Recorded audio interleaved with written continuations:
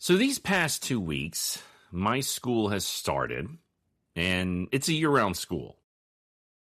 And I'm kind of tired, I'll admit. I mean, don't get me wrong, I enjoy working at a year-round school. And we go for about 9 weeks, and then we're off for 3. But that means that we have about a week from the end of one year to the beginning of the next.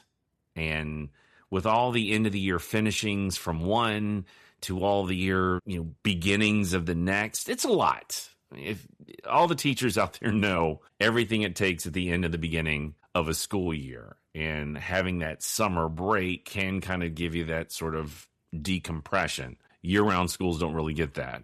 I mean, you've got testing, the gathering up of Chromebooks, planning for promotion, which I don't think I remember having when I was in school. But, it's a thing now. Finalizing grades. Then a little over a week later, the new batch of kids comes in. New names, new challenges, new kids thinking that they run the school, and new behaviors due to either, learning issues, home issues, whatever else. So, it's been a lot. So, at some point I'll have to determine when the first season of this podcast ends and when the next season starts, and take a little break in that time still. I'm still trying to figure things out. But I bring this beginning of the year information up because since it's the beginning of the year, I'm introducing my new students to the history of the United States and North Carolina. We typically start with geography, but I have to introduce them into historical thinking per our curriculum. And the first question we ask is, how do we know the truth about history? And that's why I brought it up here. In discussing this concept in a real-world discussion, because, let's face it, tying in history to actual real-world scenarios is not lost on these kids. But in discussing this concept, I had mentioned about my research into my family for, a potential book. I talked about the various differences of opinion and agendas I've run across in my readings, similar to what we've discussed here. And after telling them about the events I described on this podcast from 2 episodes ago, though I've yet to tell them I even have this podcast, and I probably will not. But after describing the events with the killing of Ellison, Tolbert, Farmer, and Bud, I actually took out a pamphlet that was sent to me about a dinner show about my family. It was sent to me years ago. And it's kind of part of my pursuit for this podcast. I opened up the pamphlet and I showed them this kind of like double-wided, how the pamphlet folds. It opens up into like the 2, double-wide version of the pamphlet. And I showed them this wide picture of some of the photos from the publicity in this pamphlet, some of which depict people with pants on fire, exaggerated characterizations of the personas of the people. And, just on my own looking at their website before I went on to do this podcast today, there's this pig walking up to a microphone, people fighting each other with cast iron skillets, or, a person being pushed around in a wheelbarrow holding hedge clippers, and a somewhat, hillbilly water ballet. And, I asked the students, does this look like what I described in the story I just told you? And they, after their initial laughing at these pictures, because they are comical, they all say no. And I discuss with them the complexities of history. How did what I just tell you go from that to this?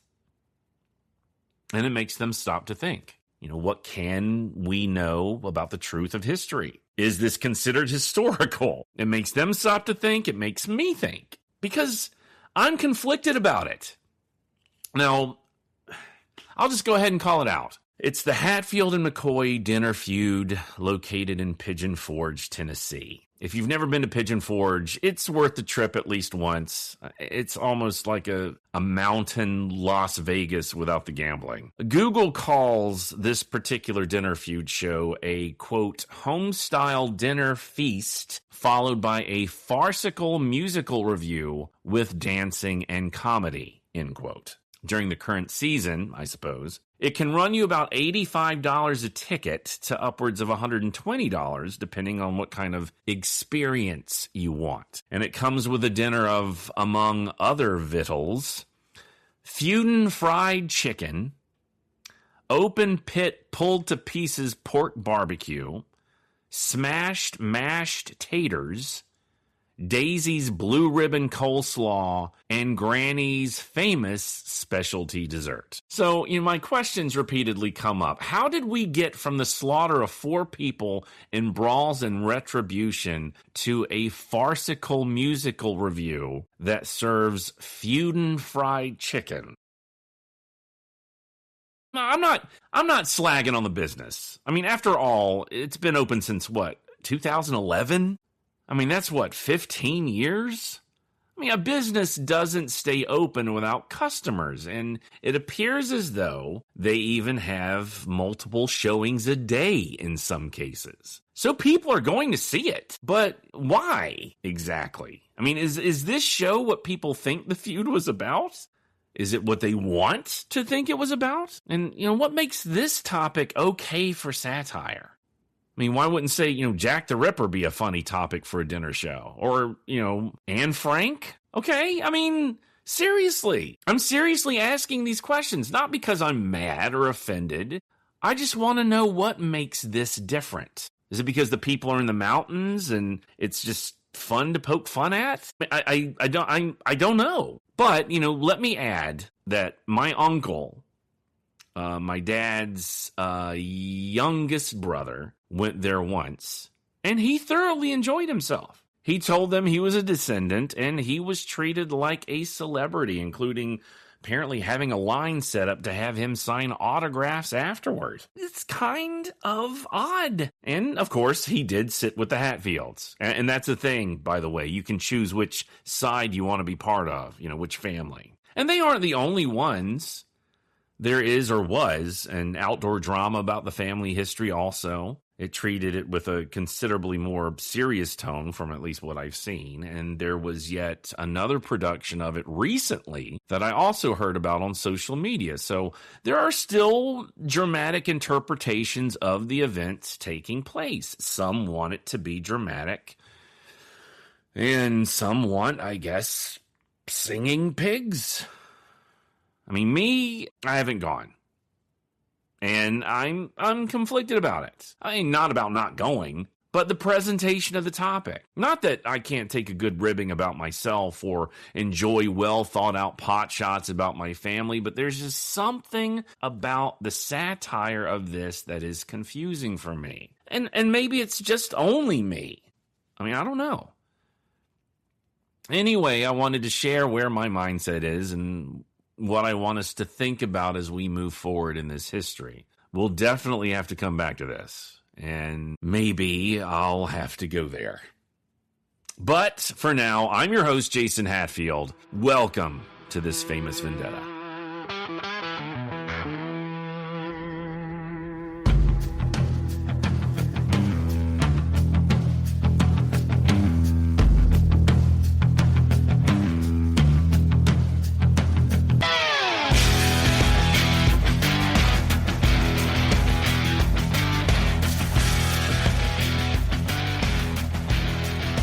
By the 13th of August, less than a week after Ellison's stabbing and the subsequent executions of the 3 McCoys, the Wheeling Register, a newspaper in West Virginia, reported on the attack. They wrote, quote, "News has just reached here of a bloody affray, which began at the Blackberry precinct of Pike County on Election Day, in which 3 brothers by the name of McCoy killed Elliston Hatfield. The McCoys were arrested, and pending their examining trial, Hatfield's friends, 50 in number, took the prisoners from the guard and, taking them to the woods, tied them to a tree and riddled their bodies with bullets. There is great excitement in the vicinity, and the difficulty is not ended," end quote. The first, as I can recall, news article that will become create, I guess, this legendary conflict in our nation's history. And I guess bring about famous feud and fried chicken. There are no sources, no quotes, so we don't know for certain how the news was relayed or by whom. The gist of the story, however, seems pretty much how we have come to understand it, even if the names aren't exactly correct. And it's not too terribly hard to imagine that the brutality of it helped the news spread rapidly. Now, strangely enough, when I was writing this, I remembered that, I received a card that had been printed for some kind of historical card set, like a trivia card set called Life in America. And it was published in 1996. And one of these cards depicted a photo of the Hatfields and the McCoys. And I've got it right here. It's one of the famous photos of them standing in front of a cabin. It says Life in America, the Hatfields and McCoys. What? Two families carry on a violent feud when, it says 1880s, where the Appalachian Mountains on the Kentucky-West Virginia border. And there's a little map down in the lower right that kind of has where the events took place. And then on the flip side of it, that has, I guess, the trivia, it says, for most of the 1880s, a bitter feud between two large families, the Hatfields and the McCoys, turned the mountainous West Virginia-Kentucky border region into a bloody battleground. Disputes between the clans dated back to the Civil War days, when the McCoys of Kentucky supported the Union, and the Hatfields of West Virginia fought for the Confederacy. Okay, so see, we're seeing these, narratives, being formed at some part.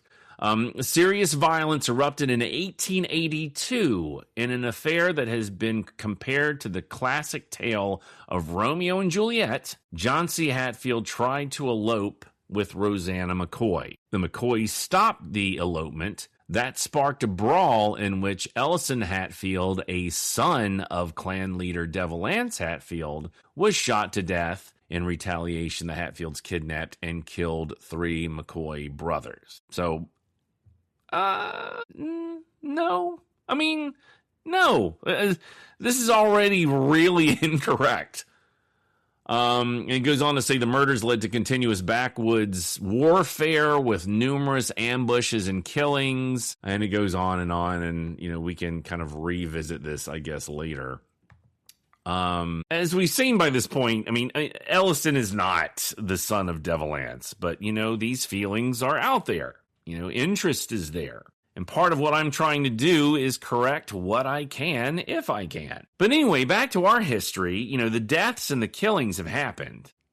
Ellison is stabbed over 24 times, shot once, and the boys are executed in response. And according to testimony by their mother, they're buried in a single coffin. Now, side note, the land that the boys are now buried, owned by a descendant of the Vances.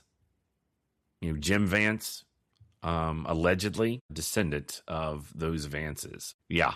See, over time, the lands have been parceled out and they've been bought and sold. Randolph McCoy's lands, there's a whole series of homes. There's a road that's going through there. And the land in which the bodies of the boys are buried, all once Randall McCoy's lands, are now owned by a Hatfield, so to speak. Now, this is a doozy of a story also, and partially why this stuff still intrigues me. See, some descendants of the McCoys, though not direct descendants, were denied access to this particular gravesite where these boys are buried. The first famous, killings in this feud. And these McCoy descendants were trying to start a tour company to take people to the sites. And the Vances, who now own that land, were not up to the amount of work it would take to make the grave sites accessible when these tour companies came to their site. This is their land. Now, granted, when you buy this land and it has a historical property on it, you kind of have to understand people want to come and see it. But tour groups? For potentially hundreds if not thousands, of tourists to traipse through your private land to visit these graves? I mean, they weren't up for it. So they restricted access to those graves, and a court case ensued. Now, technically, you cannot restrict access to grave sites of family. If the land passes hands to somebody else, you cannot prevent family from visiting those graves. And I think that's kind of, I don't think there's any state that would allow restricted access. But there are two parts to this case. The fact that the ones wanting to run this tour group weren't necessarily direct descendants. And two, tour groups aren't necessarily family. So after some back and forth, everyone now has access to the sites, but only twice a year. Now, there's a sign leading up to this, the property that reads, notice, those related to the McCoy children buried in the McCoy cemetery may visit on Memorial Day weekend and the third weekend of September each year. No parking will be allowed on property while doing so. We reserve the right to ask for proof of descendancy and time to verify it. This is within the court rulings concerning private cemetery visitation. Trespassers may be prosecuted, and there are a lot of exclamation points on this. In marker, handwritten on the sign, is limited access and no tours. Now, my wife and I wanted to go up there. We went on a tour. We did our own tour. We were driving around seeing these sites a couple years ago. And we wanted to go up there and visit this, cemetery. But, we both felt that the sign was kind of aggressive. So we were like, maybe not. But maybe we'll try and go back and try again someday. Want to hear more? We can talk about that. But once again, when the news of that court case came out of this restricted access, it was dismissed as an offshoot of the feud. But it's obviously a bit more complicated than that. And isn't all of this, if you think about it? Well, back to the history at hand. Whatever may have happened in the valley before the killings of the McCoy boys in Ellison, what little action may have been taken in that time before, this time would be decidedly different. As we had mentioned before, by September 4th, machinations were well underway. There are no detailed pieces of evidence to suggest when and how Randall heard of the death of his boys. He doesn't mention it in later testimony. And we can only imagine his feelings upon the discovery that 3 of his sons have died in such a way. From what I know, he wasn't there. He was miles away in Pikeville. The brothers of Ellison, however, saw Ellison's slow, painful death, and for that matter, even witnessed the deaths of those responsible. Still, Randall's inaction at the death of his brother will certainly not be repeated in this scenario. Well, first, Randall continued to seek legal help, and apparently he tried to enlist that help through his brother-in-law, Perry Klein, the same man who we discussed earlier, who had the land deal with Devil Lands. Though instead of trying to get legal representation for their defense, now they're dead. Was Perry there to initiate other legal actions? Well, yes, though I can't know the timing of the shifting in gears. And one story has that the Hatfields, feeling that things had been settled, were unwilling to allow Randall to continue to drum up legal troubles for the family. And hearing that the McCoy patriarch was headed to Pikeville to consult with Klein at a later time, some Hatfields took up positions along a road he was supposed to take. And shots are fired, but the 2 individuals that were targeted were not the McCoys intended, that were supposed to be Randall and his son Calvin. But those 2 people were nephews of Randall. And I can't remember if they were injured or not. Their horses, how apparently, were killed. But again, this is a story of events, and I'm not sure of their veracity. Eventually, however, a grand jury was formed, witnesses gathered, and separate indictments were issued from the Pike County Circuit Court, with 20 people to be arrested for the murder of Tolbert Farmer and Randolph McCoy Jr. The 20 indicted were Devil Lance Hatfield, Johnson Hatfield, or Johnsy, Cap Hatfield, Valentine Hatfield, Elias Hatfield, Charles Carpenter, Joseph Murphy, Doc Mayhorn, Pliant Mayhorn, Selkirk McCoy, Albert and L.D. McCoy, sons of Selkirk, Thomas Chambers, Lark Varney, Andy Varney, Daniel White, Samuel Mayhorn, Alex Messer, John White, and Elijah Mounts.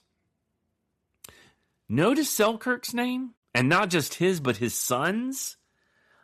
Again, this doesn't appear to be a conflict between two families, necessarily, as the loyalty lines and bloodlines, as we've discussed, are murky. Each indictment described the same crime. Quote, the grand jury of Pike County in the name and by the authority of the Commonwealth of Kentucky accused those above of the crime of willful murder committed as follows. The said defendants are hereinbefore named on the 9th day of August, 1882, in the county and circuit aforesaid, did willfully, feloniously, and of their malice aforethought kill and slay and murder Tolbert McCoy, and they'll have two other indictments, one for Farmer and one for Randolph McCoy Jr., by shooting him with a gun or pistol loaded with powder and ball. The precise weapon, whether gun or pistol, is unknown to the grand jurors, and from which shooting he then and there immediately died. And to commit which murder the aforesaid defendants did conspire together. Each of the aforesaid defendants, as hereinbefore named, was present at the commission of said murder, and did willfully, feloniously, and of their malice aforethought, aid and counsel and advise in the commission of the said murder of the said Tolbert McCoy, as hereinbefore described. To commit said murder, the aforesaid defendants did conspire together against the peace and dignity of the Commonwealth of Kentucky, end quote. The witnesses that are pulled together are Jacob Puckett, Matthew Hatfield, Anderson Hatfield, George's son, whoever that is, Richard Hatfield, James McCoy, Tolbert Hatfield, Lewis Farley, Sarah McCoy, Joseph Hatfield, Samuel McCoy, A.M. Hatfield, James Francisco, Andrew Farrell, John C. Francis, Samuel Simpkins, Harriet Simpkins, Uriah McCoy, Paris's son, George Sprance, Floyd McCoy, Mark Stafford, Scott Allen. Who most of these people are, I have no idea. And perhaps more information will be shed when they testify, if they testify, of course. Once again, it appears that the common belief of a family conflict is challenged by the witnesses called by the prosecution. 21 witnesses are called, consisting of 7 Hatfields, 4 McCoys, and other surnames. Family to the boys, present at their confinement at Preacher Ance's and later at the schoolhouse, as well as the constables in charge of arresting them, are all included. Now, anyone with law enforcement capabilities, sheriff, constable, justice marshal, which was a title, not a specific person, or policeman in Kentucky, was commanded to arrest the suspects and bring them to Pike Circuit Court to answer their charges. Though it appears that the indictment, though quickly issued, was slow to be executed. It would be issued on September 18th, 1882, over a month after the killings of all, when that had occurred. But then again on April 10th, 1883, it's issued. And a note is made in the indictment paperwork that, quote, officers return not found in Pike County, end quote. The hunt was on, but nobody was being captured. There are stories, however, of raids happening from both sides of the tug and to the opposing sides, shots being fired in vengeance and vengeance. In some cases, more deaths, upwards of 30 to 50, have been believed to have happened, but none of these have been well reported, if they happened at all. That level of violence would have surely been remembered, with the dead honored and retribution for the killers meted out shortly after. So this level of violence of these 30 to 50 killings may not have truly happened. Well, at any rate, Devil Anse during this time feels that the family needs more robust protection and decides on the building of a fort for better defense as a necessity. He moves, for now, to a different location, and plans are drawn up for a kind of Hatfield fortress. Why so? Why build a Hatfield fortress? Is it because that they're afraid of retribution themselves? Wasn't justice served? If indictments were given, If the allegation that Wall had men swear an oath of silence, then the concept of justice may have been agreed upon, but it may not have been fully considered legal. I mean, as we talked about, you tie, 3 boys up to pawpaw trees and then shoot them. I think you're putting a message there. So there's the possibility they may try to come back for you. So, building a fortress may be prudent. The indictments were issued again on March 22nd of 1884 and again June 3rd and September 20th of the same year. It seems that the Hatfields were staying on the West Virginia side of the Tug River, out of the reach of any potential law enforcement from Kentucky. As frustrating as it may become for Randall, desperately seeking justice for the deaths of his sons, there was little at this point he could do, and no quick results. Now, legally, the decision to kill the boys in Kentucky and the killers living in West Virginia may have been intentional rather than impulsive. Now, perhaps it was the experience of the Civil War that taught them the complexities of, federalism and state jurisdictions. Now, let me try and explain this, because this is going to be important later on. Just try to follow me on this one. Since the founding of the United States, the separate areas or colonies considered themselves sovereign and independent from each other. When the colonies would finally break free of British rule, they would create a contract amongst themselves to actually work together. See, during conflicts, the French and Indian War, as well as the Revolution 20 years afterward, the various colonies refused to extend their efforts beyond their own interests or give away power that they felt that they had. This behavior would eventually prompt Benjamin Franklin to create what some consider to be the first, actual piece of American propaganda, which is the join or die snake illustration. In it, a snake labeled with various initials indicating various, colonies or regions was cut into pieces. If the pieces did not come together, the snake as a whole would die. And so would the colonies if they weren't going to be united in this front. See, there was a belief that if you killed a snake, if you chopped it up, and yet left the pieces together, they would reform and the snake would live. You needed to cut the snake up, toss the pieces about to make sure it would not come back to life. Similar to the bloodworms affecting the character Manji in the manga Blade of the Immortal. Yikes, I may have overplayed my nerd hand here. If you aren't familiar with manga or that particular manga, then you may have been a bit more popular in school than I was. But hey, manga and anime have really grown into a strong genre. Whereas when I was a kid, it was a strange medium for possibly stranger nerds. Anyway, let's put that aside for now. Otherwise, my ADD will kick in and I'll go all nuts about Fist of the North Star, Vampire Hunter D, and the phenomenal Ghost in the Shell. So, anyway. Now, where were we? Yes, colonies working together. So, when these colonies would become the United States, these colonies not working together, a contract was drawn up in which the various states would have to learn how to work with each other without giving away sovereignty to an overly powerful centralized government.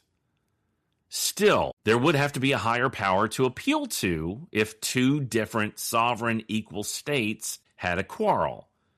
One state cannot very well reign supreme over the other equal states, so Article 4 of the Constitution, just after the establishment of the 3 branches, would determine how states would work with each other. Section 2 of that article would need to address exactly what was beginning to form between West Virginia and Kentucky. Kentucky sought individuals involved in a crime. If those individuals are found in the state of Kentucky, they can be arrested. But if they aren't in that state, if they are not within its borders, yet those individuals were, right across the river in another sovereign state, can Kentucky officials go next door and arrest them? No, that would be an infringement of state sovereignty for West Virginia. This is important to understand because this becomes a crucial legal argument in this growing concern of this conflict. Now, Article 4, Section 2 states, quote, "A person charged in any state with treason, felony, or other crime who shall flee from justice and be found in another state shall, on demand of the executive authority of the state from which he fled, be delivered up to be removed to the state having jurisdiction of the crime, end quote. So in other words, either these 20 people that are indicted would have to come across the river into Kentucky and be arrested by Kentucky officials, or they'd need to have the governor of Kentucky demand the governor of West Virginia to find them, arrest them, and hand them over to Kentucky. Or matters, could be taken into their own hands, and people brave enough to enter the hills looking for these armed fugitives may try to do so illegally and at their peril. So possibly understanding this, the Hatfields may have decided to take the accused across into another state, because if they had been killed in West Virginia, the authorities of that state could easily come to their homes and arrest them. Having killed the individuals in Kentucky, there are now legal hurdles to contend with to extract them, or extradite them in this case, back to Kentucky. So there may have been a conscious legal decision for them to do that. Or they wanted the boys to be easily found in the McCoy backyard, so to speak. So, not sure.